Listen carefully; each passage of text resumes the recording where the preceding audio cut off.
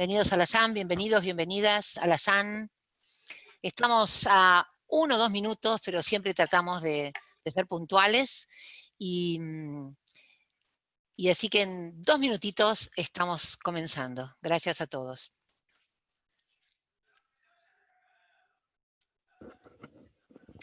Nos ponían clásico, ahora nos pusieron tango del bueno. Así que bienvenidos. Estaba pensando qué orgullo con Begonia, que se puso al hombro los Ateneos y lo logramos.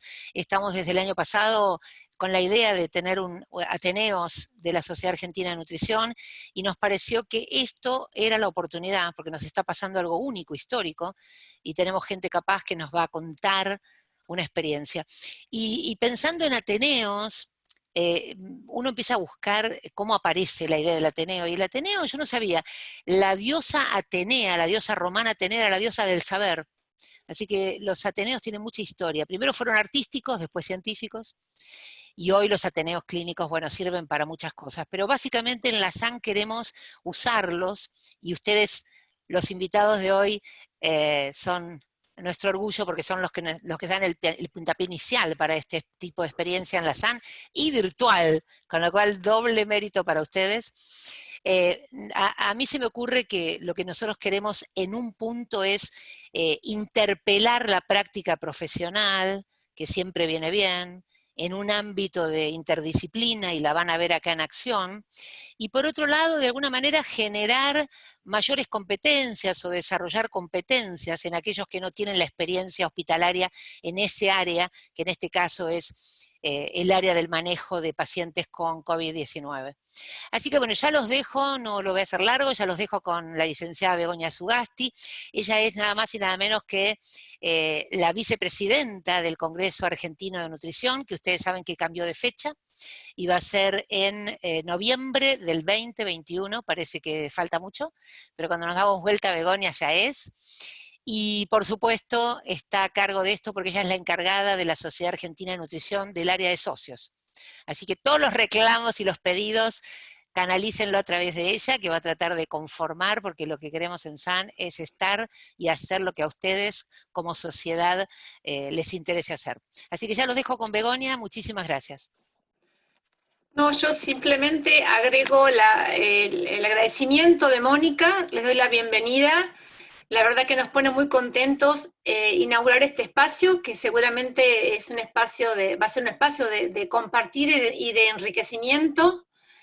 Y nada, tengo el placer de dejar este espacio hoy en manos de la licenciada Constanza Echevarría, que es una experta en soporte nutricional y que además forma parte de esta casa porque es miembro de la subcomisión científica de la SAN.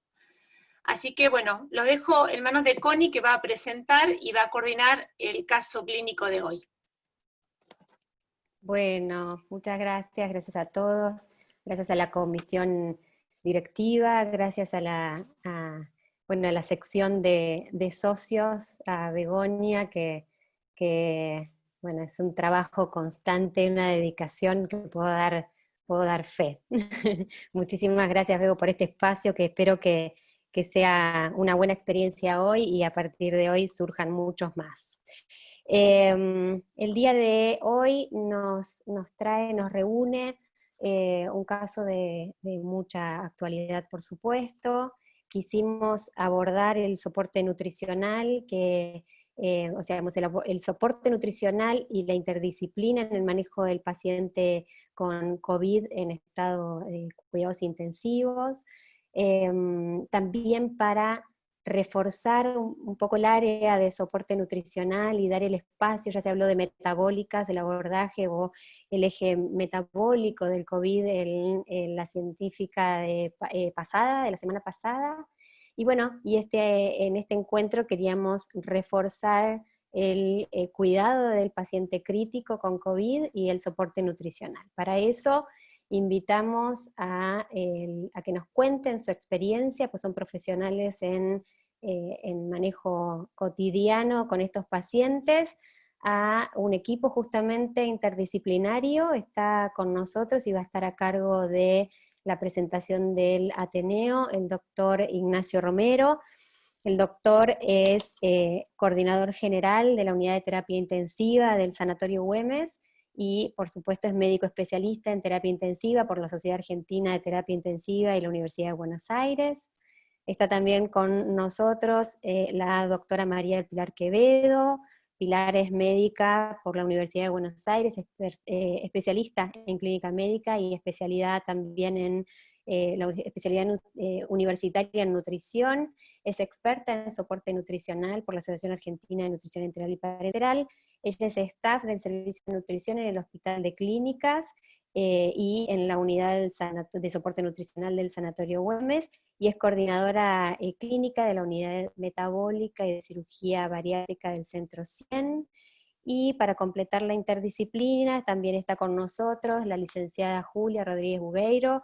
Julia es jefa del Servicio de Nutrición del Hospital El Cruce, es también experta en soporte nutricional por la Asociación Argentina de Nutrición Enteral y Parenteral.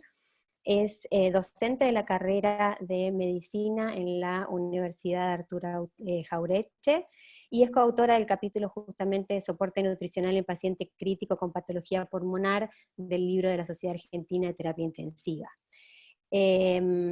Los voy a dejar a ellos con la presentación del caso. Yo ahora voy a pasar a compartir mi pantalla y vamos a ir interactuando. Les cuento a los asistentes que la modalidad en la que vamos a transcurrir el Ateneo, vamos a ir haciendo la presentación del caso clínico con algunos aportes teóricos intercalados, pero por supuesto todas las preguntas que quieran ir haciendo, yo las voy a ir registrando a través del chat, y voy a ir tomando nota para ir eventualmente intercalándola cuando sea el momento oportuno. Aquellas que no sean dichas en el transcurso de la resolución del caso serán discutidas al final, que tenemos un espacio también reservado para preguntas. ¿Bien?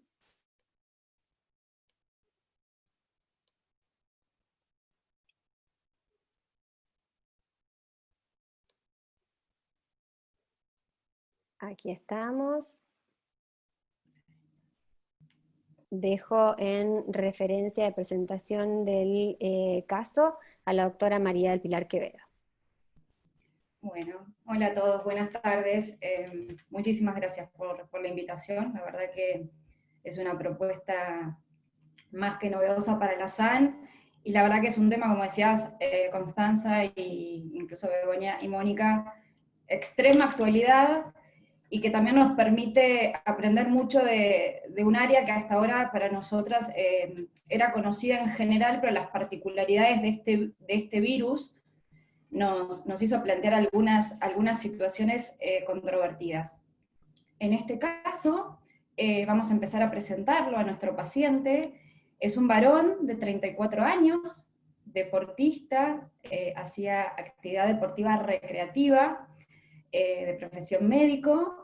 Desde los antecedentes patológicos personales, era un paciente simplemente tabaquista leve, que no tomaba o que no recibía medicación habitual, y él comienza su enfermedad actual, o el motivo por el cual consulta con el primer sistema de asistencia sanitario-médica, es decaimiento, astenia y adinamia, asociado a fiebre de 38 grados centígrados y odinofagia, y esta temperatura como característica particular que no cedía, que no terminaba de mejorar con antitérmicos.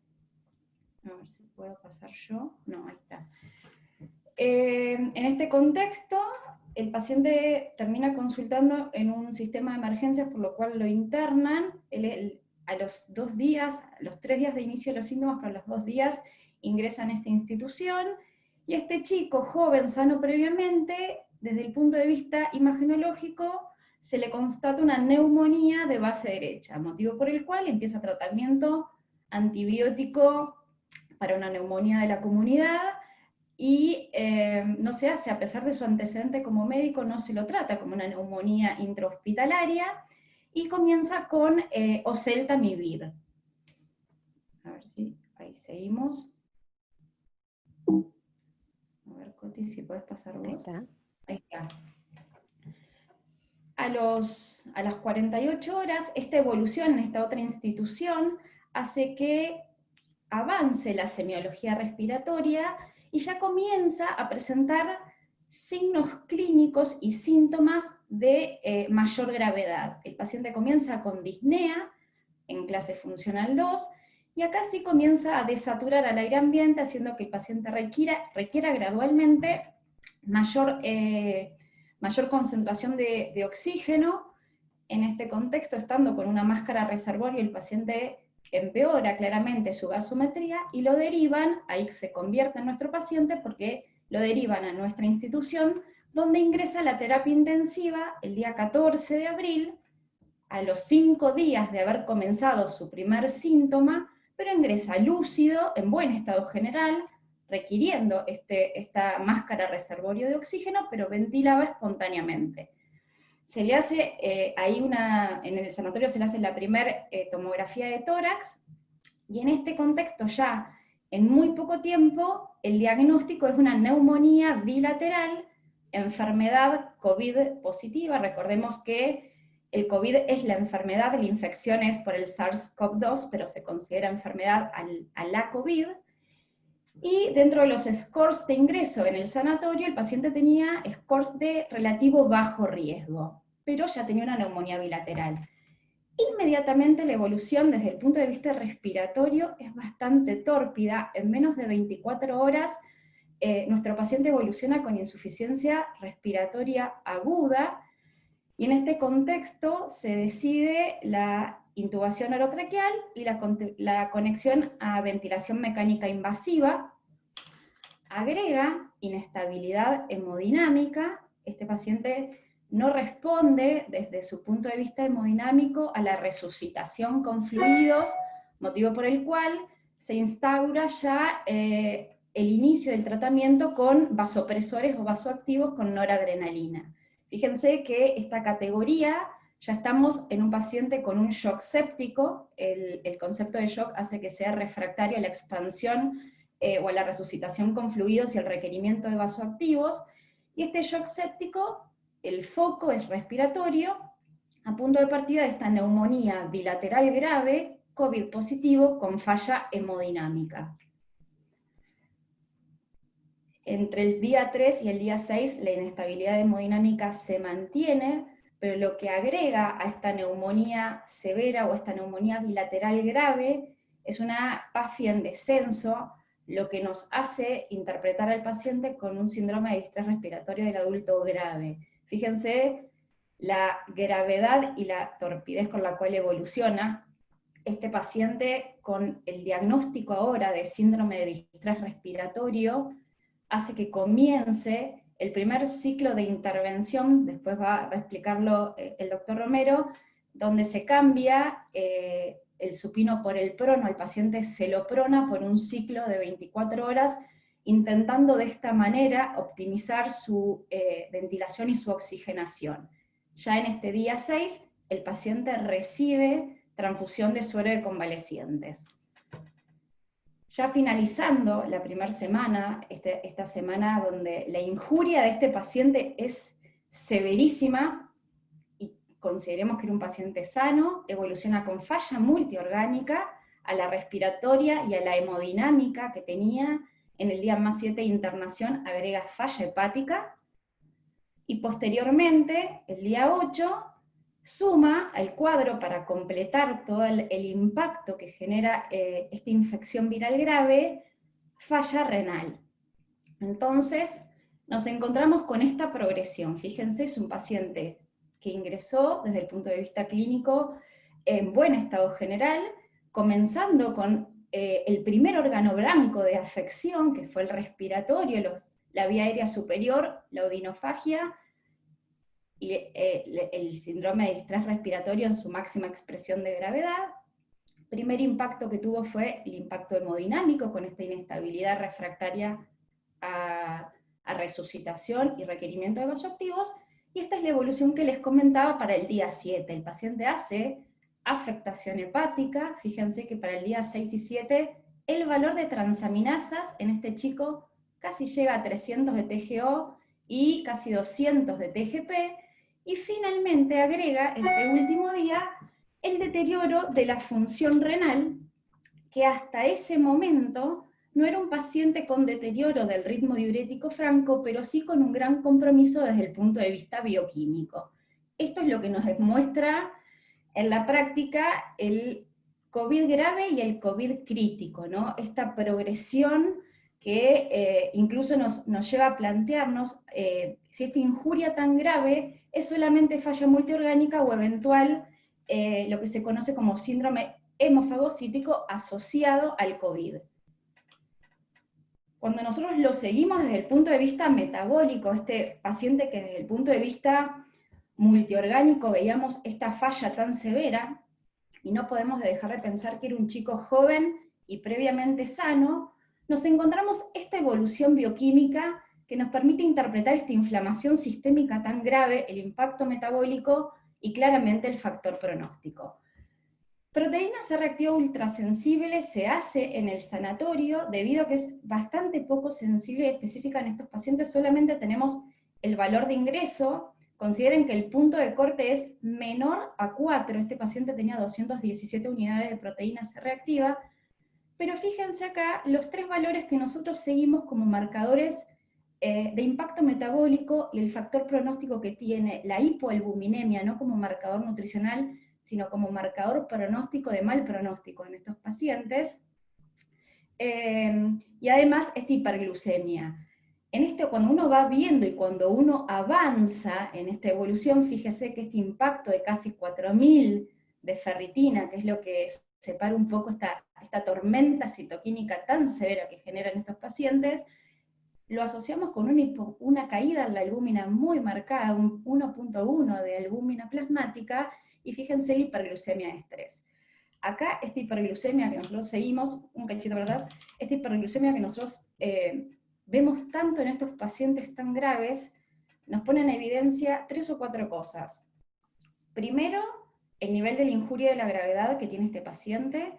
Segundo, que es producción endógena de sustrato. Este paciente, para generar esta hiperglucemia y para producir este sustrato, obviamente está haciendo una proteólisis masiva, está haciendo un gran catabolismo muscular, y es donde uno tiene que ser cauto en el tiempo de la nutrición. Y tercero, que en la terapia convencional de los pacientes COVID crítico, está involucrada la corticoterapia. La corticoterapia acá es un factor que también entra en juego, y que nosotros nos tenemos que ajustar luego en la instauración del tratamiento para que el paciente de hiperglucemia grave tenga el menor impacto posible en la resolución y como factor pronóstico. Ahora sí. Acá. Voy a dejar, Pilar, entonces un ratito el espacio al doctor Ignacio Romero, habiendo conocido el principio de la evolución de este paciente. Le pedimos a Ignacio que nos comente sobre justamente la presentación de estos pacientes cuando ingresan a la terapia intensiva, la evolución natural, si uno quiere verla, en el caso de estos pacientes que evolucionan en tan estado crítico a la falla multiorgánica, fundamentos fisiopatológicos de todo esto brevemente, como para situarnos en tiempo y espacio, digo yo siempre, digamos, recuerdo de la fisiopatología para después entender qué debemos hacer con el soporte nutricional. Bueno, buenas tardes a todos. Primero, gracias Constanza y a la Sociedad Argentina de Nutrición por invitarme a participar de este Ateneo. Para nosotros este paciente fue un desafío para nosotros por la edad, por la gravedad con la que estuvo, ya vamos a ver la evolución de él, y porque realmente es una patología nueva para nosotros y aprendemos día a día. Entonces, bueno, la idea es en un ratito poder hablar algo de la patología esta nueva para nosotros. Entonces, primero, si pudiéramos dividir en fases la infección por COVID, podríamos decir que hay una primera fase, que es la fase temprana, que lo que predomina es la replicación viral, y esta fase se caracteriza por síntomas leves. Habitualmente, más del 80% de los pacientes que se infectan con COVID cursan esta fase y no más. Después, esto habitualmente dura alrededor entre 5 y 7 días. Después pasaría a una fase pulmonar, que es justo como ingresa el paciente que estamos presentando en el Ateneo. Él ingresa a la terapia intensiva del Güemes él empezó los síntomas el día 9 y el día 14, alrededor de día más 5 de inicio de los síntomas, justo ingresa por hipoxemia principalmente. Es un paciente que uno si lo veía cuando ingresaba, la verdad, cuando ingresó a la terapia, es un paciente que se lo veía perfecto, solo que requería oxígeno, completamente lúcido, sin ninguna disfunción de órganos, más que alteración del intercambio gaseoso. Bueno, algunos evolucionan a la fase pulmonar, alrededor de un 20% evoluciona a esta fase, y algunos menos de un 5% evoluciona a la próxima fase, que ahora después vamos a charlar, más o menos el día 10, entre el día 10 y el 14, siempre entre el día 7 y 14 son los días de mayor gravedad de este tipo de pacientes, en donde si hay algo que caracteriza es esta hiperinflamación de la cual se habla y la probabilidad de hacer disfunción multiorgánica. Entonces nosotros lo que ingresamos un paciente joven en la fase ya pulmonar. Si tuviéramos que hablar de la primera fase de infección viral, y esto ya es bastante conocido, el virus necesita del receptor de la enzima convertidora angiotensina 2 para ingresar a la célula y poder replicarse, requiere del receptor y requiere una proteína transmembrana que cliva la proteína S para que pueda ingresar.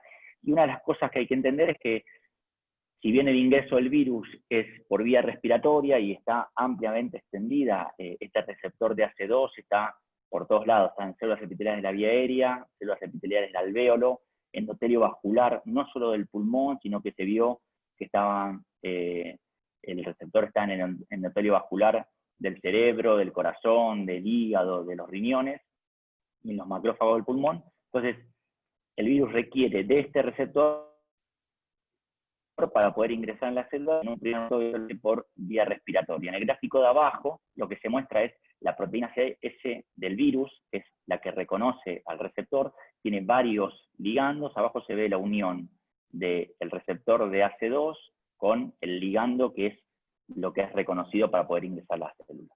Entonces, la mayor cantidad de los pacientes en esta fase, si quieres pasar a la siguiente, Constanza. Entonces, a partir del ingreso del virus a la célula, lo primero que se desencadena es, bueno, replicación viral y algo de aumento de la respuesta inflamatoria.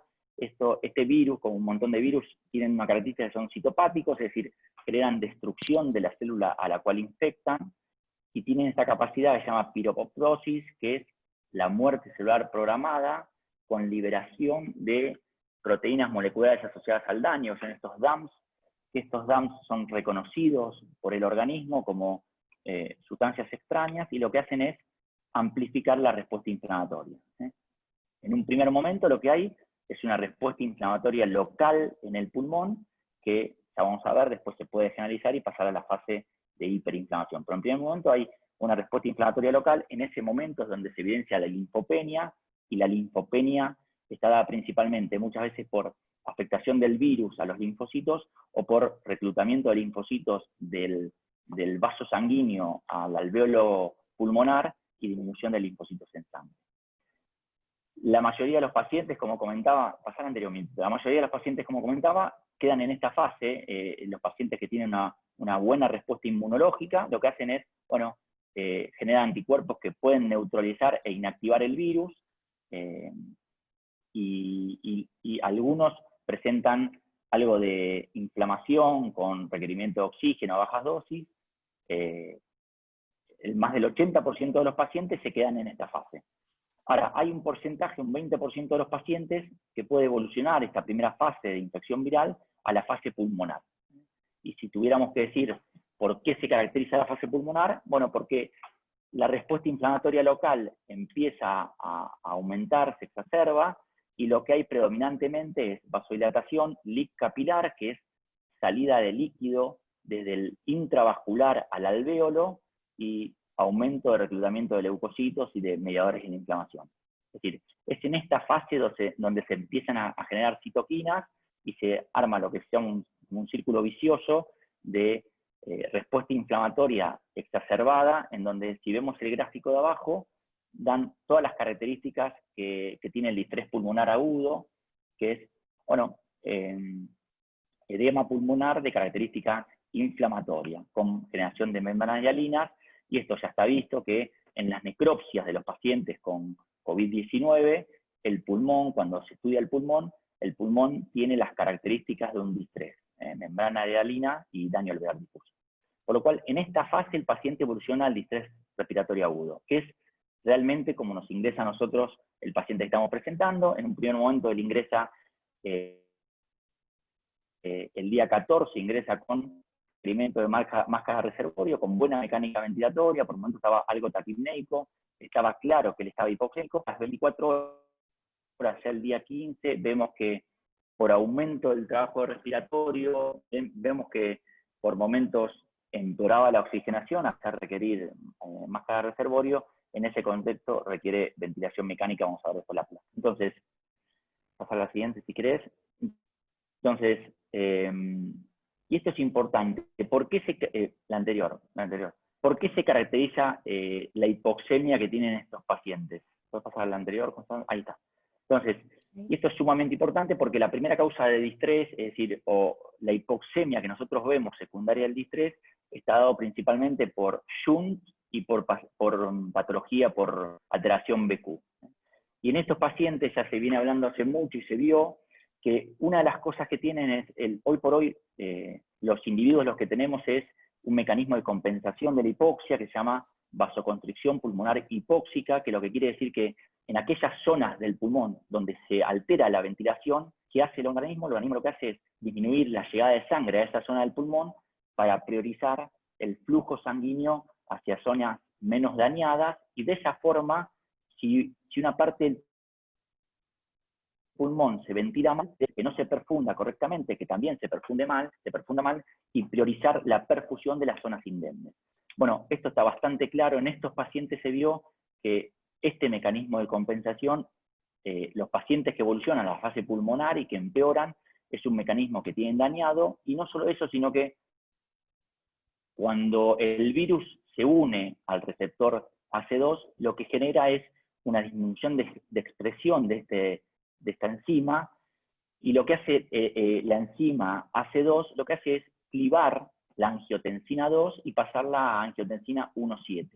Y la angiotensina 2 es un potente vasoconstrictor, por lo cual aumenta la angiotensina 2 en el organismo, entonces aumenta el estímulo vasoconstrictor, y es esto lo que predomina. Entonces, este trabajo es muy interesante, es de publicación reciente. Lo que muestra justamente es, vemos 4 imágenes, en 2 hay cortes tomográficos, y en las otras 2, en las que tienen color, es una tomografía de sustracción digital, en donde lo que intentamos ver es qué le pasa al pulmón desde el punto de vista del parénquima pulmonar, y qué pasa con la parte de la perfusión. Y si vemos el gráfico de abajo, los dos dibujos, las 2 tomografías de abajo, que son donde uno ve el pulmón más sano, las flechas negras lo que marcan es la zona del pulmón donde hay infiltrados, el típico infiltrado que vemos nosotros en los primeros días de la fase pulmonar, que tienen infiltrados en vidrio esmerilado bien periférico. Y si uno ve la tomografía por sustracción digital, en esas zonas donde están marcadas las flechas grandes, uno ve que hay hiperemia, que hay un aumento de la vascularización de la llegada de sangre justo a zonas del pulmón que están dañadas, que es todo lo contrario. Es lo que realmente en individuos sanos o individuos que mantienen la vasoconstricción pulmonar hipóxica no ocurre. Es decir, en zonas dañadas del pulmón lo que se observa, lo que se debería observar si el mecanismo de compensación funciona, es reducción del flujo sanguíneo. Y si ustedes ven las flechas blancas del gráfico de abajo a la derecha, vemos muy mala perfusión. Esa parte azul que se ve es mala perfusión en zonas del pulmón que están completamente indemnes, que no tienen ningún tipo de infiltrado. Y eso tiene que ver, pareciera, con esta disminución de la expresión del AC2 y aumento de la angiotensina 2 como un vasoconstrictor, y lo que hace es disminuir la perfusión de zonas indemnes. Y arriba más de lo mismo. Si ustedes ven arriba, vemos las flechas negras en donde se ven infiltrados en vidrio esmerilado. En la tomografía derecha de sustracción digital se ven algunas imágenes como de fuego, bien claras, que hablan de aumento de la perfusión justo en zonas donde hay infiltrados, y en las flechas blancas se ve disminución de la perfusión, casi no se ve perfusión en zonas indemnes del pulmón. Entonces, Esto es lo que explica el grado de hipoxemia que tienen estos pacientes, porque a veces nosotros decimos pocos infiltrados, y es lo que estamos viendo a veces, tienen pocos infiltrados, nos llama la atención, no es lo que estamos acostumbrados a ver, pocos infiltrados con tanta hipoxemia. Pasar a la siguiente, si querés. Entonces, esta es la placa de tórax del paciente que estamos presentando. Obviamente ahí se ve, ya estaba ventilado, quiere decir que esta es la placa de tórax a las 24 horas de la ventilación mecánica. La siguiente.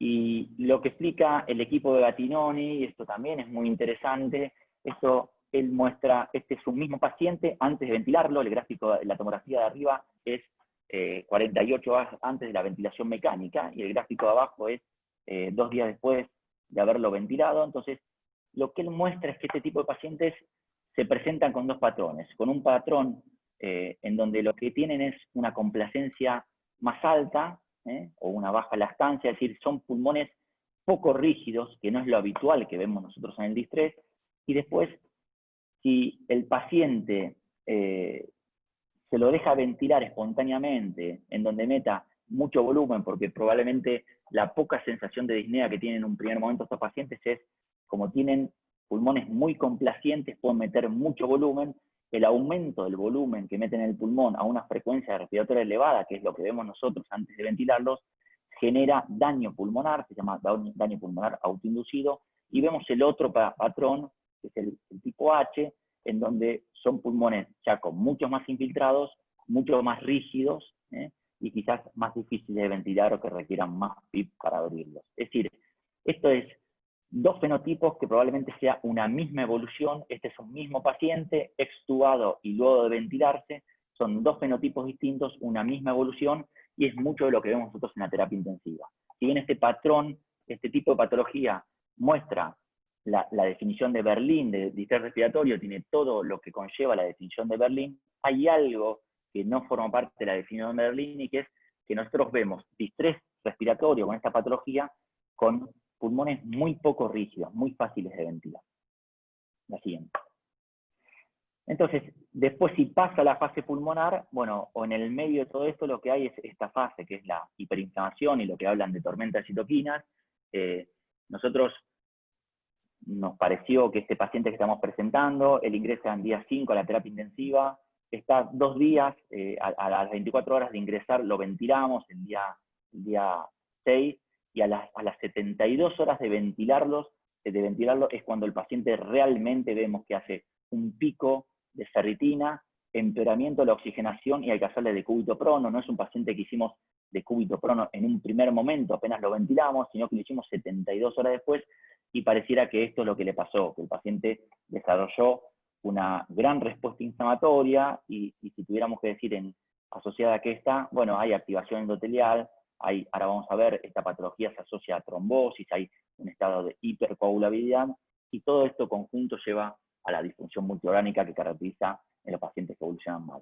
Si tuviéramos que decir de dónde surge o por qué algunos pacientes desarrollan excesiva respuesta inflamatoria, bueno, el gráfico de arriba o el recuadro habla de un trabajo antiguo, obviamente que no es en esta pandemia, pero sí es con coronavirus. Pareciera que aquellos pacientes que tienen mucha replicación viral, el coronavirus que se une no solo a las células de la vía aérea, sino también del epitelio alveolar, aquellos pacientes que tienen respuesta retrasada de la infección y tienen un alto reclutamiento de monocitos y macrófagos en el pulmón, son los que pueden desarrollar una gran respuesta inflamatoria y esta tormenta de citoquinas. Y esto sí, ya en COVID-19 se vio que la sobreexpresión de este receptor, que es con el que ingresa el virus a la célula, está asociado a mayor riesgo de respuesta inflamatoria. Y esto, si nosotros pensamos qué pacientes tienen sobreexpresión de este receptor, bueno, son todos los pacientes que tienen riesgo de cursar con una enfermedad más grave. Los pacientes obesos, los EPOC, los pacientes cardiópatas, los pacientes hipertensos. Todo ese subgrupo de pacientes son los que tienen sobreexpresión del receptor AC2. Y lo otro que dijimos es característico de este virus, la reducción o el downregulation del receptor, que hace que aumente la angiotensina 2, y la angiotensina 2 no solo es un potente vasoconstrictor, sino es un potente estimulante de respuesta inflamatoria, por lo cual a mayor disminución de la expresión de este receptor, más riesgo de que el paciente desarrolle respuesta inflamatoria excesiva. La siguiente. Entonces, y esto, un dato más, es importante tener en cuenta que si tuviéramos que hablar de dos cosas o dos puntos importantes que hacen que el paciente evolucione mal con esta enfermedad, por un lado es la gran respuesta inflamatoria y asociado a eso también vemos el riesgo de trombosis. Esto está muy descrito en la patología. En necropsias se vio que hay una gran cantidad de pacientes, un porcentaje elevado, hacen trombosis microvascular, y también nosotros vimos en la experiencia que tenemos pacientes que hicieron tromboembolismo pulmón, infarto agudo de miocardio, y vemos trombosis venosa profunda en estos pacientes, quizás no muy distinto al paciente séptico habitual, y entender que esto puede estar asociado a una sobreexpresión del factor tisular, y esta sobreexpresión del factor tisular, una de las causas es, y se vio, que es la disminución de la expresión de este receptor AC2, es un potente estimulante para que se exprese el factor tisular, y como mediador de factores de la coagulación, aumento de la trombosis, y lo que vemos nosotros que es trombosis microvascular o trombosis macrovascular. Y secundariamente a todo esto, a la gran respuesta inflamatoria y al riesgo de microtrombosis, lo que vemos es, cada vez está más claro que si bien es una patología, si bien la definición o se habla de SARS-CoV-2, ¿no?, que pareciera como que principalmente afección respiratoria, tener en cuenta que es una patología que si bien entra por la vía respiratoria, y probablemente en un primer momento lo que más genera o lo más grave es la hipoxemia y el trastorno del intercambio gaseoso, esta patología cuando desarrolla tormenta de citoquinas y microtrombosis, son pacientes que lo que desarrollan son disfunción multiorgánica, y nosotros lo vemos, los pacientes que evolucionan tórpidamente son los pacientes que desarrollan disfunción multiorgánica, y en esto vemos la disfunción multiorgánica se sabe que puede estar dada tanto por la respuesta inflamatoria exagerada, por la trombosis, por el riesgo de microtrombos en los distintos órganos, o mismo, como dijimos, la expresión del gen está en un montón de células del organismo, principalmente en células del endotelio vascular de un montón de órganos. Se cree que puede estar asociado a la invasión directa del virus en los distintos órganos. Gracias, Ignacio. De todas maneras, antes de pasar a la parte de la terapia nutricional, quería sumar dos preguntas que hacen a la práctica, digamos, llevando la teoría a la práctica y a la experiencia que tuvieron con este paciente. ¿Qué nos puedes decir respecto de los scores de evaluación de riesgo al ingreso de un paciente en terapia intensiva? Pilar nombró un SOFA y un Apache muy bajos. ¿Cuánto les están sirviendo estos scores en la práctica cotidiana para evaluar riesgo en estos pacientes? Bueno, nosotros a todos los pacientes que ingresan a terapia intensiva, a todos le hacemos score de Apache para tener más o menos el score de criterios de gravedad, es decir, el pronóstico de los pacientes y la gravedad con la que ingresan. Realmente el Apache en este tipo de pacientes no reflejan la gravedad con la que ingresan, porque la mayoría de estos pacientes cuando ingresan a la terapia, con lo único que ingresan es con hipoxemia.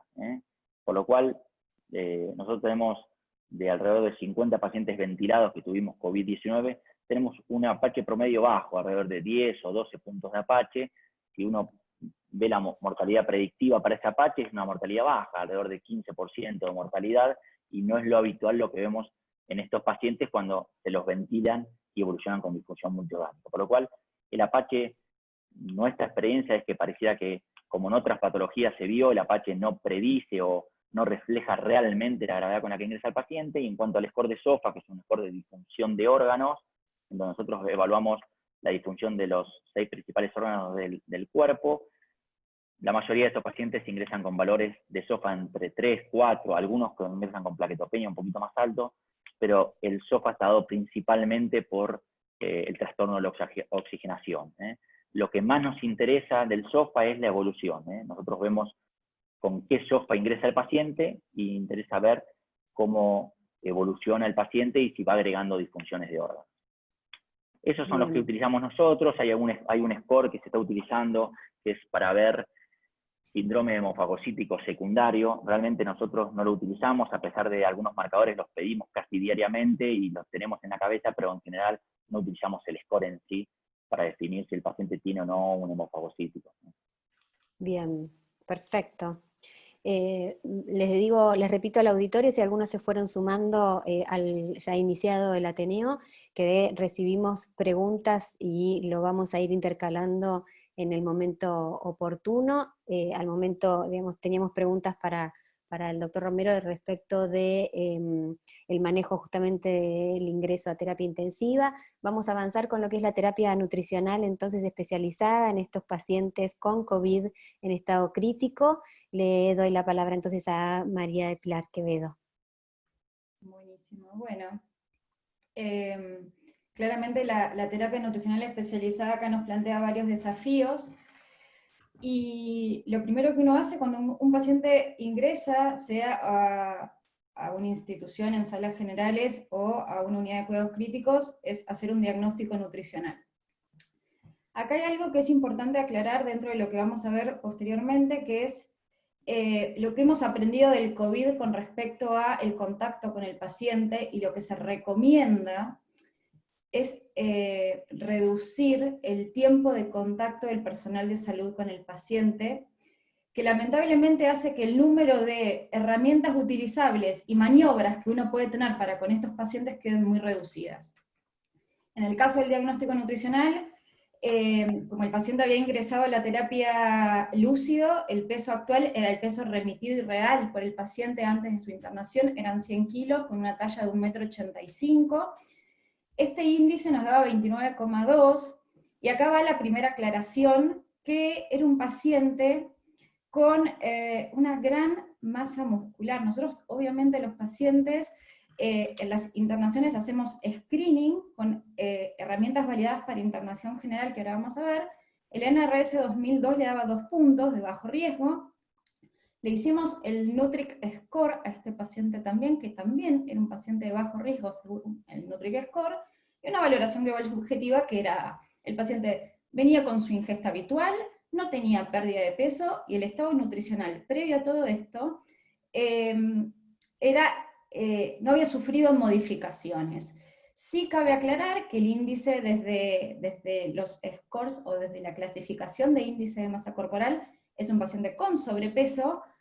Desde la composición corporal era un paciente de contextura grande y con una gran cantidad de masa muscular. Era un paciente que era deportista y tenía mucha masa muscular, y que fue una de las herramientas que a nosotros después nos sesgó, que vamos a ir viendo. ¿Sí? Entonces, en este paciente con NRS 2002 de bajo riesgo, pero críticamente enfermo, con un Nutric Score también de bajo riesgo y una VGSA, hicimos lo que se plantea desde las sociedades científicas: diseñar un plan de soporte, es decir, cuál es el objetivo, cuál es la meta calórica en estos pacientes críticos o COVID críticos.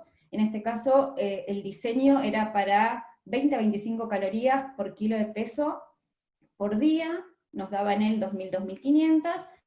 El objetivo proteico o la meta proteica, mayor a 1,3 gramos por kilo día, y para la implementación, cómo íbamos a desarrollar esto, uno se plantea, fíjate la siguiente, estos 4 puntos, y esto es muy importante, que en el mismo momento donde uno diseña un plan de soporte en un paciente crítico, la implementación entra en la misma escala, entre lineal.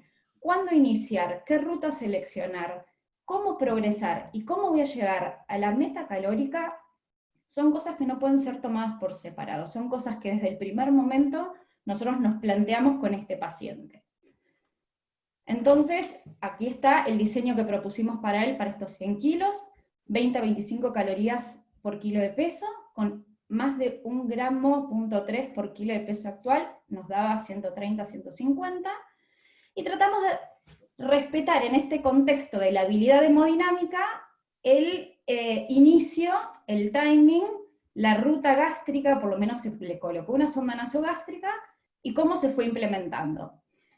Empezamos con una fórmula acá, el día 17, fíjense que acá aclaro algo, días más 3 de unidad de terapia intensiva. Las guías recomiendan nutrición temprana, en general lo va a discutir en más profundidad Julia. A nosotros nos demoró su inestabilidad hemodinámica y su hipoxemia, nos complicó el inicio, el paciente estaba muy lábil, entonces lo iniciamos al día +3, empezamos con nutrición enteral, lentamente, gradualmente, como proponen las guías, con 650 calorías y 37 gramos de proteína. Entre el inicio y la primer progresión nutricional, intercurre toda la fase respiratoria grave del paciente, donde no solamente tiene el shock séptico con foco respiratorio, más la inestabilidad hemodinámica, sino que agrega este distrés respiratorio y el requerimiento del prono. Nosotros, del 17 al 20 que se prona, no le suspendimos la nutrición enteral, pero la inestabilidad nos imposibilitó de progresarle, no de suspenderle el requerimiento y tratar de ir avanzando gradualmente. El 20, si bien era un paciente gravemente enfermo, nos permitió progresarle, ¡ay, se fue! Ahí está. El 20 nos permitió progresarle a un 50% del predictivo que habíamos hecho, para posteriormente llegar al fin de la semana 1/2 a los 20 casi calorías por kilo, que fueron una de las primeras metas, y casi, entrando en la semana 2, cumplir la meta calórica, tratar de que este paciente estuviera cumpliendo las recomendaciones nutricionales. Estábamos contentos porque era un paciente que con toda esta situación hemodinámica tenía muy buena tolerancia gastrointestinal, que no es lo habitual al comienzo en estos pacientes, pero a pesar de estar cubriendo las metas calóricas, las metas energéticas y la meta proteica, lo que nosotros vimos en el transcurso de 10 días era un deterioro severo de la composición corporal. Este paciente estaba perdiendo gran cantidad de masa muscular. Desde el punto de vista semiológico, estás tocando, Coti. Desde el punto de vista semiológico, estábamos viendo un paciente verdaderamente sarcopénico, con una desnutrición aguda, pero lamentablemente no teníamos disponibilidad de herramientas de valoración nutricional, primero porque es crítico, y segundo porque es un paciente con COVID. Entonces le pedimos, en este contexto, un balance de nitrógeno, y nos encontramos con esto. El balance nitrogenado que le hicimos al comienzo a este paciente, nos demostró que tenía un nitrógeno ureico urinario por encima de 45 gramos en 24 horas. Claramente no nos sorprende, porque es una demostración del hipercatabolismo del paciente crítico, y con la evolución hemodinámica y tórpida que este chico tenía, era explicar un poco más que a pesar de estar en meta calórica y a pesar de estar en meta proteica, nosotros estábamos viendo francamente autocanibalismo, la definición de autocanibalismo, de hipercatabolismo severo, y fíjense que más de 15 gramos de nitrógeno ureico en 24 horas habla de catabolismo grave, y este chico lo superaba con creces. De hecho, nos generó un poco de duda, lo repetimos porque verdaderamente nos dejaba, y fue peor, porque a las 72 horas le hicimos la confirmación y estaba casi en 50, y esta fue la fase de mayor compromiso multisistémico que él tenía. Entonces, lo único que nosotros nos permitía estimar esto era la magnitud del balance negativo que teníamos con él. Que adaptarnos y pegarnos a las recomendaciones de expertos, lo estábamos haciendo como lo debíamos hacer, pero que teníamos un chico joven, muy críticamente enfermo, y que la única forma que teníamos de estimar y de poner en evidencia la magnitud de lo que estaba pasando delante de nuestros ojos era un balance nitrogenado. Así que tratamos de ir gradualmente desde el soporte, desde la interdisciplina con los terapistas, combinando esto. Una progresión de 7 semanas, donde el paciente durante las primeras 4 estuvo con una gran inestabilidad clínica, un paciente con inestabilidad clínica e inestabilidad metabólica, falla renal, falla hepática, ni hablar del distrés respiratorio que hizo que sucesivamente requiriera en semanas consecutivas nuevo ciclo de decúbito prono, porque necesitaban optimizar la ventilación de este paciente. Y en este contexto, por supuesto, desde lo metabólico, una hiperglucemia de estrés que requería mantener los valores a raya para no empeorar el pronóstico de lo que ya era una tormenta citoquímica y una injuria grave. Entonces, para mantenerlo menor a 180 miligramos de decilitro, que son los objetivos de los pacientes críticos, se tuvo que emplear la insulina por infusión continua.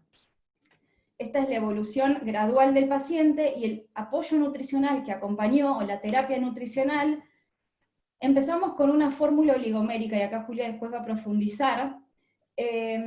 No es lo recomendado y lo sabemos, pero nuestra experiencia hasta ese momento, si uno se ubica cronológicamente, esto empezó el 9 de abril, y estaban empezando recién los pacientes a internarse en la terapia intensiva, y habíamos tenido experiencia con 9 pacientes o 10 previamente que con las fórmulas poliméricas nos había ido muy mal con la tolerancia gastrointestinal. Entonces ahí nos salimos un poco de las guías y fuimos a lo seguro por lo que estábamos evidenciando en este paciente. Empezamos y el paciente verdaderamente toleró muy bien y estaba en meta, hasta que se inestabiliza el 30, se inestabiliza en el contexto del inicio de la sesión de hemodiálisis, empeora su situación hemodinámica, y fue la primera vez, después de casi 20 días o 15, que nos obligó a suspender por primera vez. La verdad que suspender la nutrición en un paciente inestable lo ameritaba, pero nos permitió replantear la selección de la fórmula en los pacientes críticos, y empezar en él lo que se hace en soporte cuando ya teníamos asegurada que el paciente 2 litros de volumen toleraba, nunca habíamos tenido intolerancia gastrointestinal, ni distensión, ni vómitos, así que fuimos por una fórmula polimérica hiperproteica, tratando de cubrir la meta del paciente, y la verdad que el paciente evoluciona desde lo nutricional tolerando espectacularmente bien la fórmula nueva. Incluso esta fórmula tenía fibra que nos generaba un poco de reticencia, y el paciente la toleró muy bien, pero claramente ya al ojo clínico, porque lamentablemente la nutrición, la evaluación nutricional en el COVID es ojo clínico, lo que veíamos era una sarcopenia severísima, que ya la habíamos visto magnificada en la urea urinaria, adelgazado, con un buen aporte calórico, estaba en 2250, estaba en meta, con un muy buen aporte proteico y con buena tolerancia. Acá es donde el paciente hace como el switch metabólico, que hablamos en los pacientes críticos, y empezó a salir de esa fase de máxima injuria ya en semana 5. Normalmente los pacientes críticos, entre la semana 2 y la semana 3, salen de esa injuria grave de la fase aguda, y este paciente le llevó 5 semanas empezar a mejorar desde lo hemodinámico, empezar a mejorar la falla multiorgánica, incluso empezar nosotros a evidenciarlo desde los parámetros bioquímicos. El nitrógeno ureico urinario, tranqui, no pasa nada. El nitrógeno ureico urinario ya en esta etapa, si bien estaba alto, estaba mayor a 15, tenía un catabolismo grave, era la mitad de lo que había sido las semanas previas.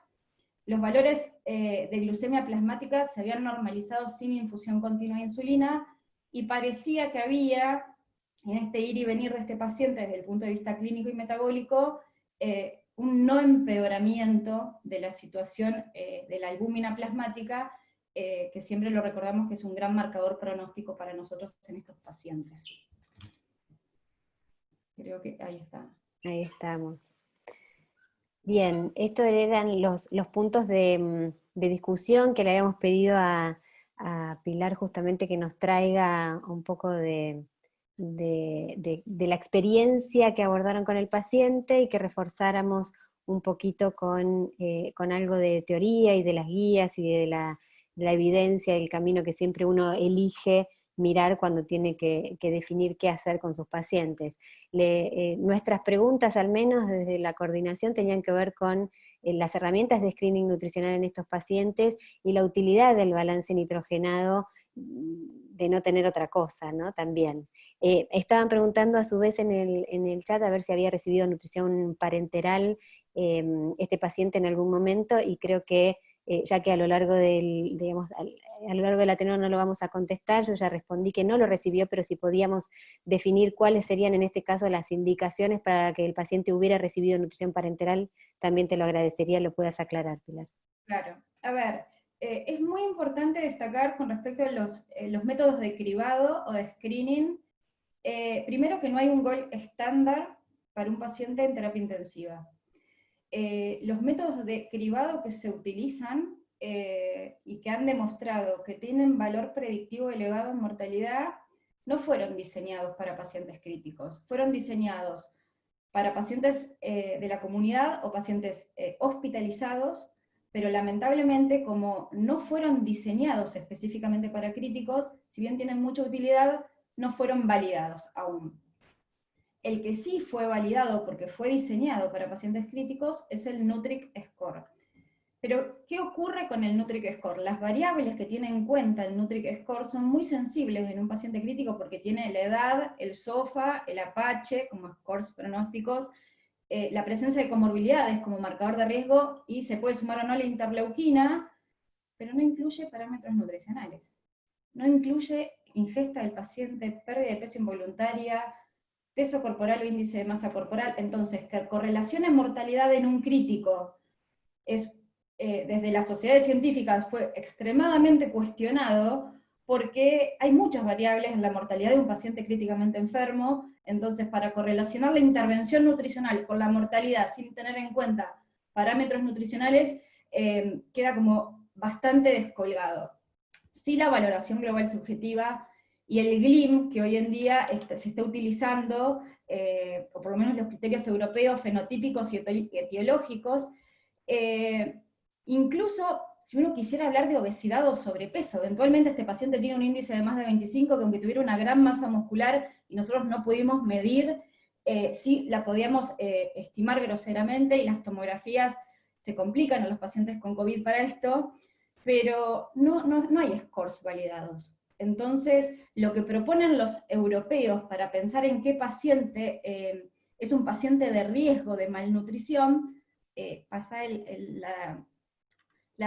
es sumar el Nutric Score, o sumar, la verdad que a nosotros nos resulta mucho porque, ya sea en RS 2002 como el Nutric Score, lo utilizamos muchísimo y lo utilizamos combinados, pero a esta combinación lo que sugieren tener como alarma los europeos es aquel paciente que requiere una estancia en terapia intensiva mayor a 2 días, la utilización de ventilación mecánica, los pacientes con sepsis, los pacientes que han tenido antecedentes de hipoalimentación más de 5 días, o con enfermedades crónicas preexistentes, podríamos considerarlos a su ingreso a terapia pacientes en riesgo de malnutrición. La verdad que hoy en día en RS 2002 o más Nutric Score es una combinación excelente para intervenir activamente en los pacientes.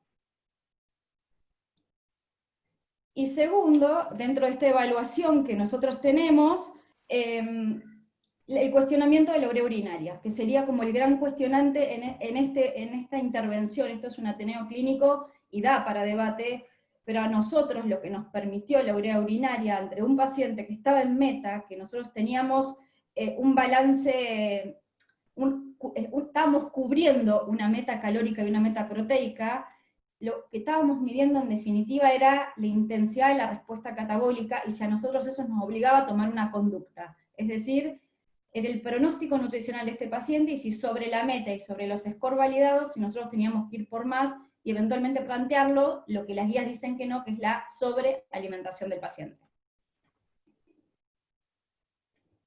Bien, le voy a dejar a Julia entonces, que comience con su intervención, digamos, con su explicación desde el punto de vista del soporte nutricional. Le habíamos pedido a Julia que nos revise requerimientos, justamente a ver si había algo de requerimientos específicos para pacientes con COVID.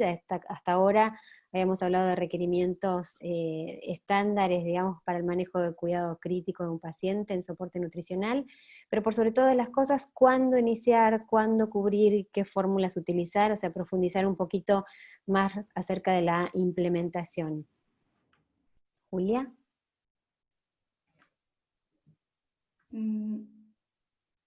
No la escucho yo. No. Julia, ¿te escuchamos? Hola, sí. Ahí estás. ¿Ahí? Sí, perfecto. Bueno, les decía entonces que muchísimas gracias por la invitación, que para mí era un honor poder estar en la SAN. Bueno, entonces, para contextualizar un poco lo que venimos hablando, de un paciente crítico y ser un poco esquemática con las fases que ya conocemos, de la fase EV o la fase FLOW, donde la primera fase estamos hablando de que es una fase donde no vamos a alimentar, porque el paciente presenta una hipoperfusión por vasoconstricción periférica, donde el terapista estará haciendo su reanimación, y hasta tanto eso suceda, es indicación de mantener ayuno. Cuando esquemáticamente, perdón, vuelve a la anterior, Perdón. Coti. Sí, estoy tratando de irme para atrás y ay, no me deja. Bueno, no importa. Porque está no como importa. animada. Pará, Sí, no importa, no importa. avanza Seguimos sola. Perdón. seguimos en esta.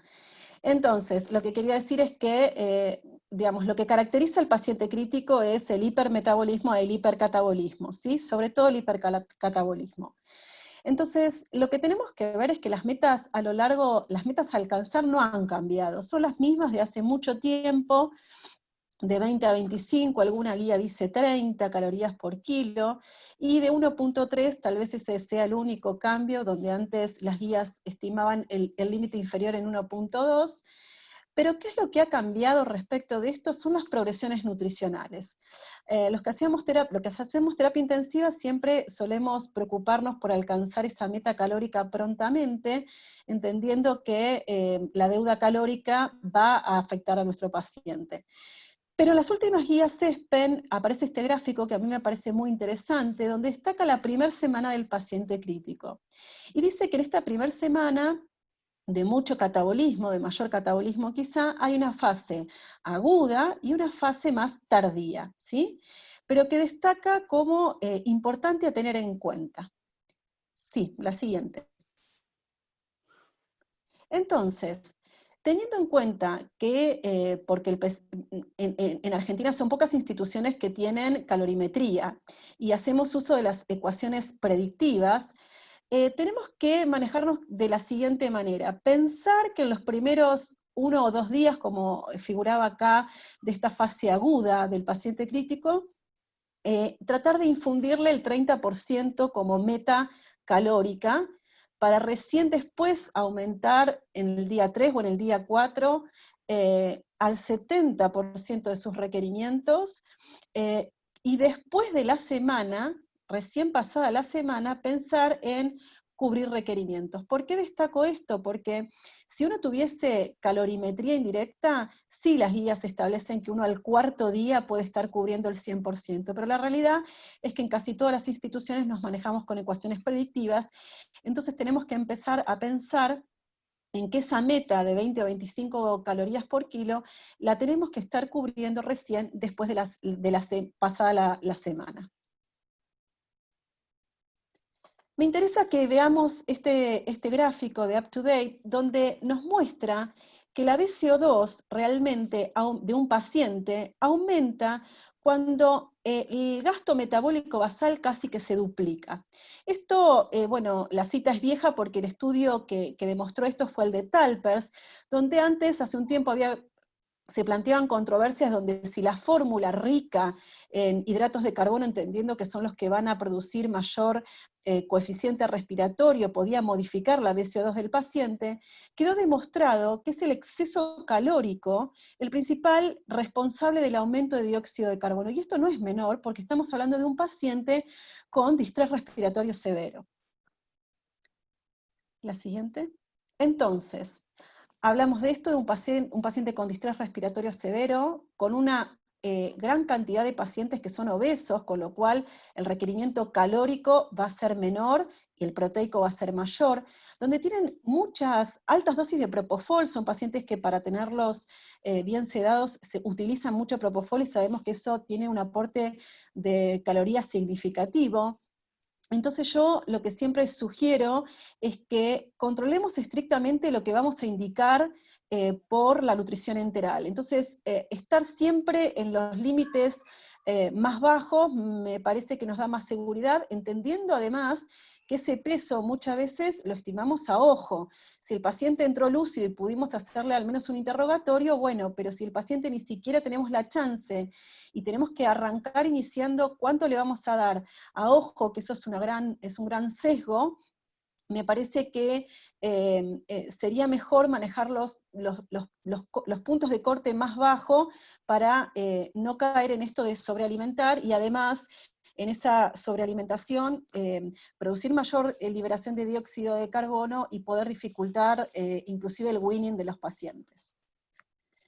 Bien, entonces, sobre la selección de la fórmula nutricional, entendiendo que bueno, es un paciente con distrés respiratorio grave, que intercurre con hiperglucemias de estrés, pero hiperglucemias al fin, y con una insuficiencia renal que exige la diálisis, la respuesta de esto no va a ser tan difícil, créanme.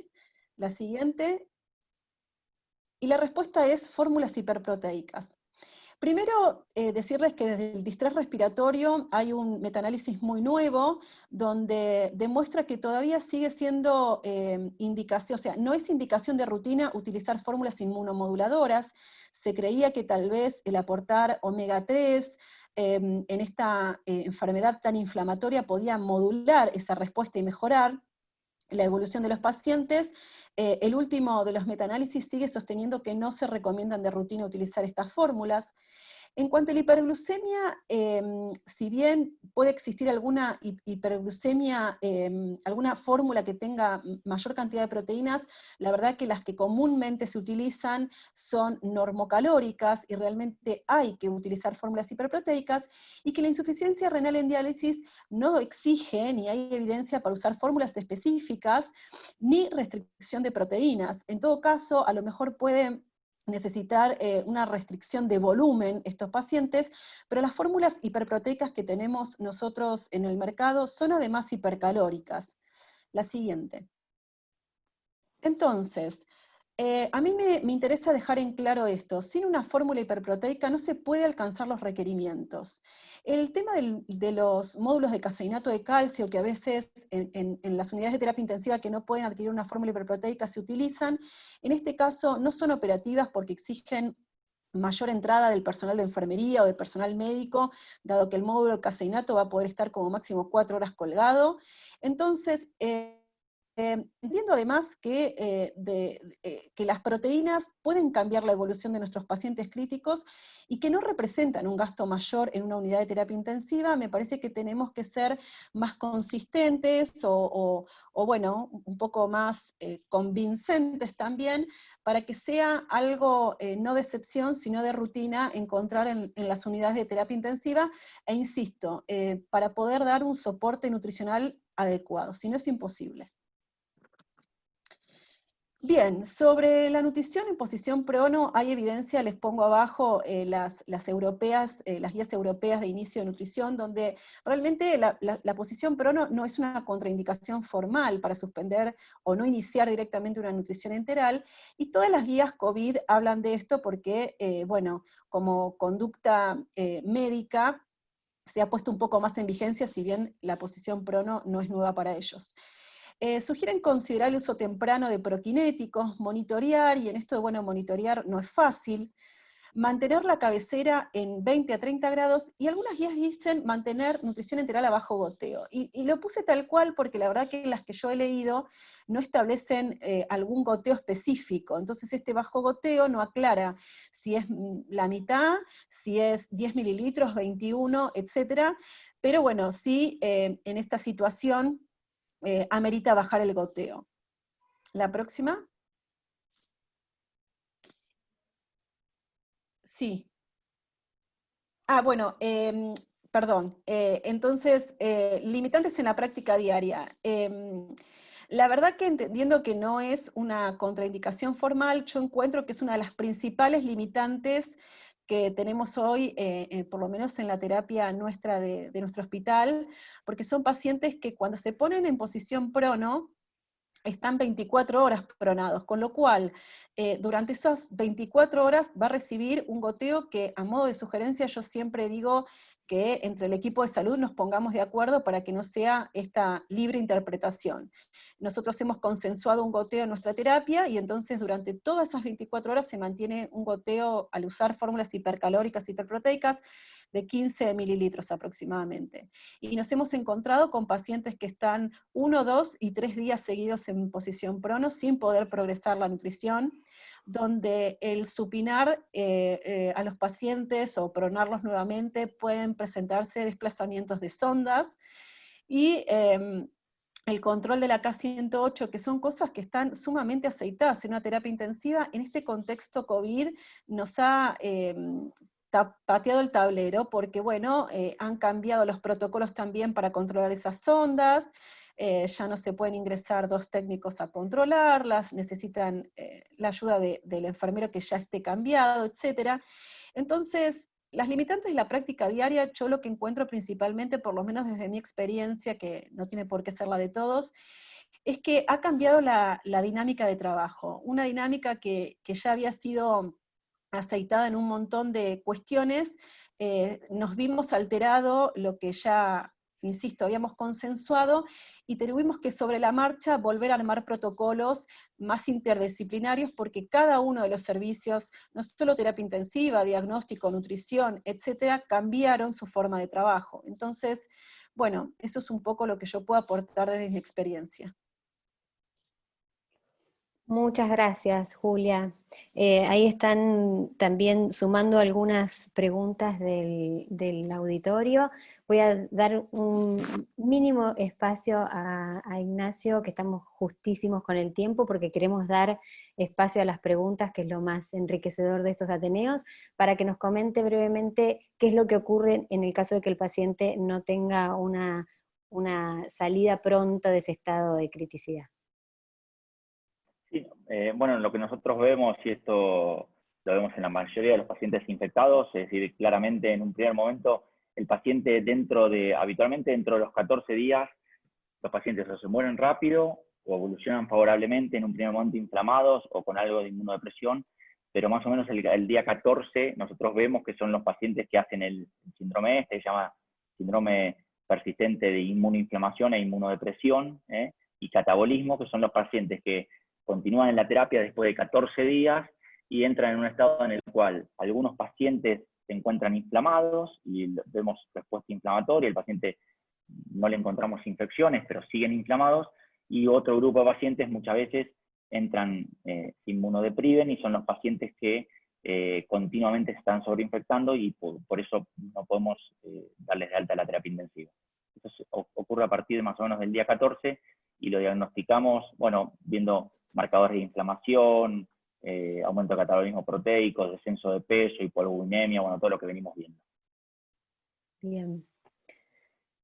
Bueno, solo a manera de imagen, de conclusión, porque quiero dar espacio a las preguntas, todo esto nos está dejando cada día más en claro, y cada vez que escuchamos cómo avanzan los distintos equipos en el tratamiento de sus pacientes, que es un abordaje que, tal cual como se comentaba un poco en el chat recién, escapa mucho y va mucho más acelerado que lo que las guías acompañan y las recomendaciones acompañan, porque estamos haciendo y las recomendaciones salen mañana, y así se está actuando, con algunas recomendaciones sin tanta evidencia firme, son experiencias de otros, etcétera, pero que queda clarísimo que el trabajo absolutamente interdisciplinario en estos pacientes es más que lo apropiado para que salgan adelante, ¿no? Digamos, no hay otra opción. Si hablamos siempre de darle valor a la interdisciplina, creo que hoy más que nunca necesitamos que así sea. Quiero retomar algunas preguntas, voy a ir dirigiéndolas a los distintos profesionales que estuvieron participando. Hicieron bastante hincapié desde el principio, no quedó respondida porque por cuestiones de tiempo yo aceleré un poco. La nutrición parenteral, le pregunto a Pilar qué opinión tiene respecto de, o qué experiencia respecto de cuándo sería apropiado utilizarla. No fue necesario en este paciente porque siempre hubo tolerancia gastrointestinal que permitió cubrir con los aportes, entiendo, pero también proponen en el auditorio si hubiera sido oportuno iniciar nutrición parenteral complementaria en algunos momentos donde hubo que suspender el soporte. A ver, es cierto que este paciente evolucionó, el único órgano, el único sistema no afectado fue el tracto gastrointestinal. Nos permitió utilizar la vía más fisiológica desde el criterio inicial, trofismo con todos los beneficios de una nutrición enteral temprana, y la verdad que fue de gran ayuda en este paciente. Con respecto a la nutrición parenteral, yo creo que hay 2 o 3 conceptos claves, que es, obviamente la nutrición parenteral complementaria es una gran herramienta terapéutica, porque necesitamos nutrirlos a estos pacientes. Las guías europeas recomiendan demorar el inicio de la nutrición enteral hasta casi 7 días de un paciente que no tolerando la nutrición enteral, y tolerancia implica haber probado la nutrición enteral prokinéticos como herramienta casi mandatoria para acceder a la tolerancia, y eventualmente una ubicación postpilórica de la sonda.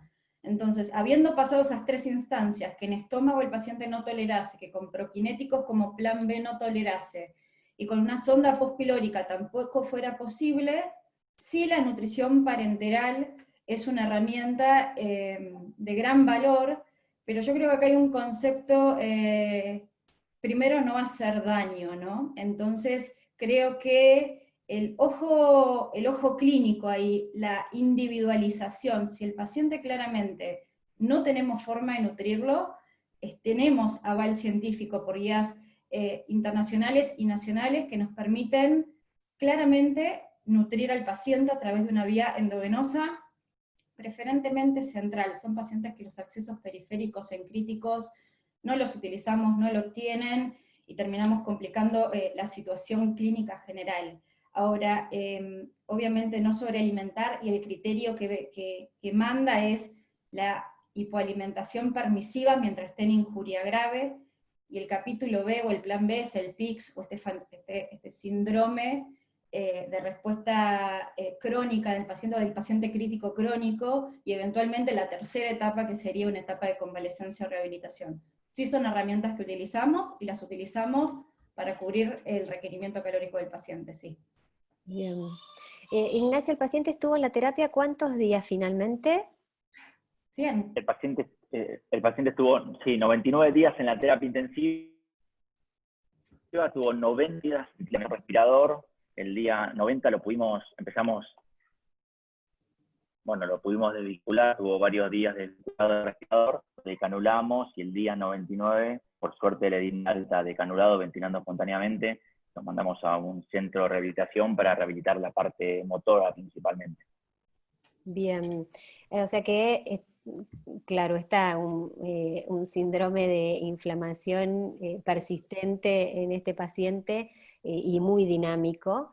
En la cronicidad del paciente crítico, Julia, justamente preguntan en el auditorio, ¿esto se vuelve simplemente a un paciente, digamos, siempre se piensa en requerimientos en fase 1 sin poder evolucionar, o ya en la cronicidad se pueden avanzar con otro tipo de requerimientos? Mira, desde la evidencia científica no hay tanto escrito, digamos, de forma tan certera.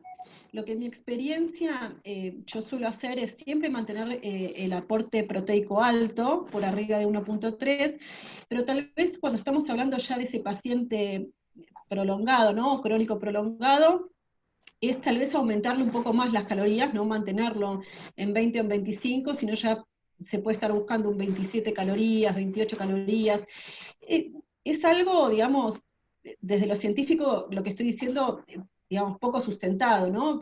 Pero sí entendiendo que a lo mejor ese paciente sigue siendo catabólico, pero también puede empezar a necesitar un poco más de calorías, que al principio están bastante limitadas a 20 o 25, ¿no?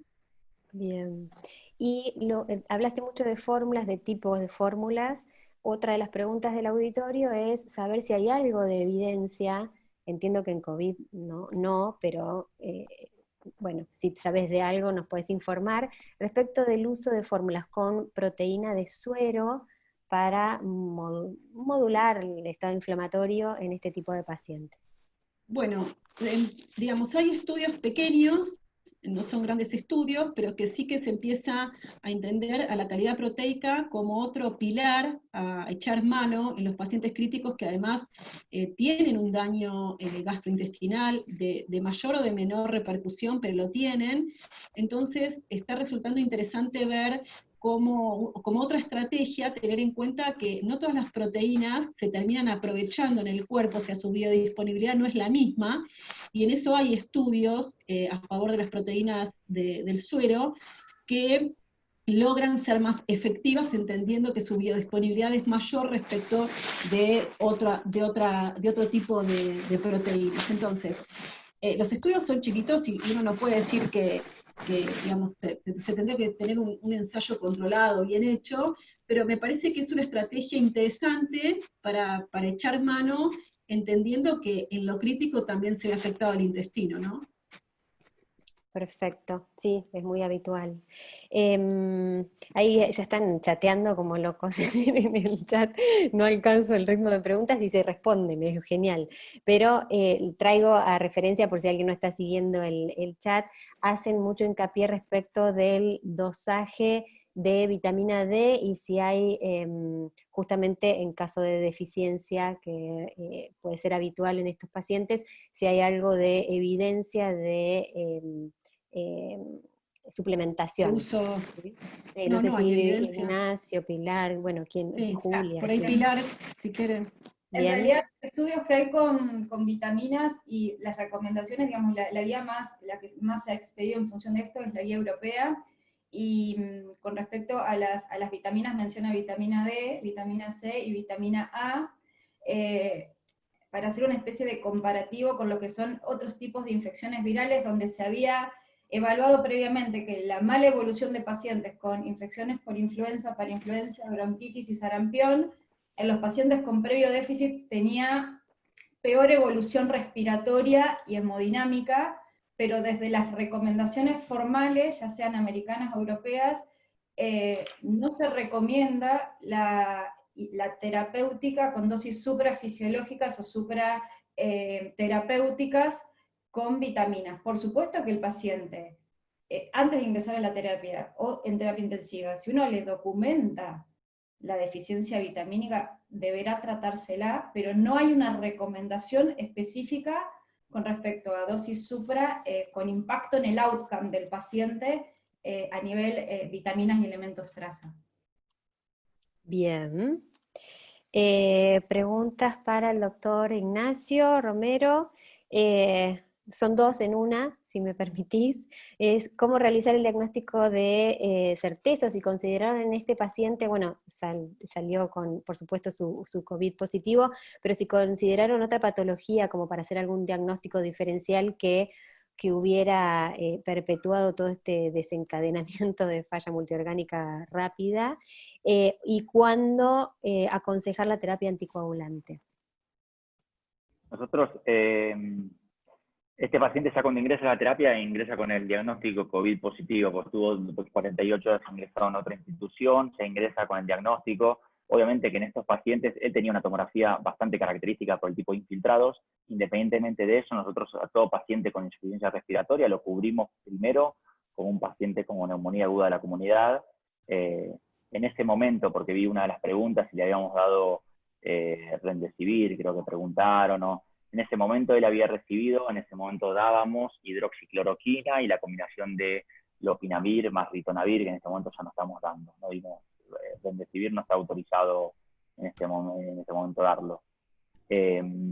Así que todo paciente con insuficiencia respiratoria lo tratamos como una neumonía grave de la comunidad y en este momento obviamente pensamos en esta patología. Y con respecto a la anticoagulación, por la fuerte asociación que tiene con procesos trombóticos, y esto es una definición o decisión que tomamos en el equipo, hablando con hematólogos especialistas en críticos, nosotros tomamos como punto de corte 3 de dímero D, y pacientes que tienen entre 1 y 3 de dímero D le damos una profilaxis trombótica con heparina bajo peso extendida, es decir, una dosis un poquito, en vez de dar medio miligramo kilo en 24 horas, damos alrededor de 1 miligramo kilo en 24 horas, y pacientes que tienen por encima de 3 de dímero D, si no tienen ninguna contraindicación para anticoagular, los anticoagulamos. Obviamente con esto hay que tener en cuenta que hay que ser muy estricto. Nosotros anticoagulamos a la mayoría de los pacientes con bajo peso molecular, hay que ser muy estricto con controles de anti-10, porque hemos tenido algún paciente que lo anticoagulamos y nos hizo una hemorragia digestiva y se nos murió. Entonces, digo, si uno toma la decisión de anticoagular a un paciente, tiene que tener controles claros de que esté en rango y que no esté sobrepasado, porque bueno, al fin y al cabo estamos anticoagulando de una forma empírica, si bien sabemos que hay trombosis, pero de una forma empírica, y bueno, tenemos que intentar evitar las complicaciones propias de la anticoagulación. Perfecto. Creo que tenemos unos 3 minutos para unas preguntas más. Una de las preguntas que creo que se habló en la charla, pero para reforzar el concepto por si no hubiera quedado claro, comentan que ante el uso de dexametasona, justamente en estos pacientes, si no es necesario considerar el uso de fórmulas para diabéticos. Julia algo de eso hizo referencia, y Pilar también en esto de priorizar la bomba, ¿no?, de infusión, Pilar, y Julia, fórmulas hiperproteicas, pero díganme si hay algo que me quedó fuera de en realidad, digamos, me parece que ahí se tiene que priorizar la proteína, y el manejo puede hacerse con la bomba, así que desde mi punto de vista yo no rotaría una fórmula específica para diabéticos, ni siquiera si el paciente fuese de base diabético, yo lo mantendría siempre con una fórmula hipercalórica, hiperproteica. Digo hipercalórica porque es la presentación que tenemos en Argentina, con una fórmula hiperproteica. Si es polimérica, bien; si es oligomérica, también, pero hiperproteica. Perfecto. Pilar, ¿algo más? Las unidades de soporte en pacientes críticos, y creo que acá cabe la aclaración, todos sostenemos al paciente. Justo estuvimos hablando esta semana en otro ateneo similar en el hospital, y es las noxas tan graves, tienen estos genios, tienen estas modalidades de acción que uno va siguiendo al ritmo de la noxa para sostener al paciente. En esto entran los terapistas, los infectólogos, nutrición, soporte, diabetología. La prioridad número 1 es la sobrevida del paciente, y nosotros sabemos que la hiperglucemia de estrés, entre otros marcadores, es un marcador de mal pronóstico, entonces, y la desnutrición asociada a enfermedad es otro marcador que va de la mano. Entonces, prioridad número 1, nutrirlo, y en paralelo mantenerlo entre 140 y 180 de glucemia. Entonces, nutrir a este paciente y mantenerlo en esto, cuando tiene una producción endógena de casi 300 gramos de glucosa por día, porque la proteólisis es muy exacerbada, nos obliga sí o sí a ponerlos en bombas de infusión de insulina, a pesar que aumente el intercambio del personal de salud ingresando a la sala del COVID, porque claramente monitoreo glucémico en un COVID nos aleja del protocolo del EPP entrar, salir, descartar. Esto es un dato no menor en estos pacientes. Tratamos de entrar lo menos posible a la habitación del paciente, pero la prioridad es la sobrevida. Entonces, en este punto, creo que sí se pone infusión si tenemos la posibilidad de tener las bombas de infusión afuera, se entrará cada 6 horas y se tratará de optimizar esto, de reducir los 2 o 3 marcadores que nosotros sabemos desde lo metabólico que son marcadores de riesgo de vida. Bien. Para el alta, ya se estuvieron respondiendo por el chat, pero aprovecho y remarco, el paciente se fue con 78 kilos, se fue con un estado funcional, con un score de fragilidad, digamos, de mucha fragilidad, sarcopenia severa, con indicación de dieta bioral y alimentación enteral, con el objetivo de represión en la clínica de rehabilitación, ¿cierto? Evolucionan Hoy más que nunca, ¿no? Esto también del estado ahora, del sí, ahora post-alta, post-cuidados críticos. Exacto, ahí es el post-crítico, que es otro capítulo en la vida de este chico, ¿no? Porque si bien evolucionan con trastornos de glutorio severos después de tanto tiempo en ventilación, y este chico se le empezó a rehabilitar la deglución en la internación, no estaba en condiciones de irse con weaning de enteral, se fue con nutrición enteral, con criterio de represión, que acompañando sí ahora el estímulo funcional con actividad física, es donde empezamos la verdadera fase de convalescencia, y con suerte anabolismo en este chico, ¿no? Esa es la realidad. Bueno, creo que estamos justo 19:30, lo habíamos programado así, nos salió muy bien, les agradezco un montón por los tiempos, los estuve apurando un poquito, pero para justamente dar, voy a sacar mi presentación, ¿se me cortó? No. No. Ah, no, ahí estoy. No los veía más, perdón. Quería, bueno, les decía, agradecerles por el tiempo, pedir disculpas si quedaron algunas preguntas mechadas ahí entre medio de tanto comentario. Estuvo muy activo el chat y también eso nos pone muy contentos. Gracias por también las palabras de felicitaciones. Y bueno, le dejo a Begoña el cierre para que seguramente podamos encontrarnos en otra oportunidad. Exactamente, no sé si Mónica querés decir algo, pero bueno, en lo que a mí me respecta, muy contenta por el intercambio y bueno, esperamos que nos sigan acompañando en los próximos Ateneos. Muchísimas Mónica. gracias a todos y por supuesto, excelente, excelente, realmente un lujo la presentación, creo que va a inspirar a varios para pensar en varios puntos de los que plantearon y este manejo crítico sin guías, la verdad que sin guías que valgan por lo menos para ser aplicadas como recomendación en la cama del paciente. Pero bueno, es lo que se puede y por suerte salvando vidas. Así que muchísimas gracias y siempre son bienvenidos a la SAN. Así que bueno, hasta pronto. Cuídense mucho, cuídense mucho. Va a quedar en la página una actualización del grupo de soporte nutricional sobre COVID, así que el que esté interesado allí lo podrá ver.